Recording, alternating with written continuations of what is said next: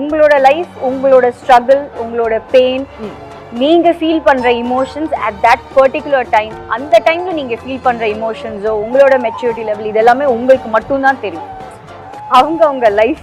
Okay, if you want to do something just go ahead, do it. இப்போ உங்க பையன் இந்த அளவுக்கு வளர்ந்து இங்க நின்று இவ்வளவு பேருக்கு தொழில் வாய்ப்பு கொடுக்குறான்னா எப்படி சந்தோஷப்படுவீங்க? இதெல்லாம் யாருக்கெல்லாம் நீங்க சொல்லுவீங்க? போய் அதே தான் போய் சொல்லுங்க, அதே தான் சொல்லுங்க. நீங்க சொல்லுங்களேன், ஏதாவது ஒரு ரியல் எஸ்டேட் கம்பெனில என்ன ஒரு மீட்டிங்ல 450 லேடிஸ் உட்கார்ந்துருக்காங்க, எங்கேயாவது சொல்லுங்களா? சான்ஸே கிடையாது, சான்ஸே கிடையாது. ரெண்டாவது, இன்னைக்கு இந்த இடத்துல வந்து உட்கார்ந்துருக்கோன்னா உங்களுக்கு புரியுமானு தெரியல, எனக்கு தெரியாதுன்னு மட்டும் நினைச்சிடாதீங்க.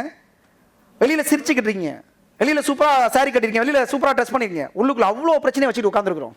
இந்த பிரச்சனையை நம்முடைய கட்சிக்காரனோ, நம்முடைய ஜாதியோ, நம்முடைய மதமோ, நம்ம சாமியோ சத்தியமா சரி பண்ணாது. நீங்க நினைச்சீங்கன்னா அது சரியாயிடும்.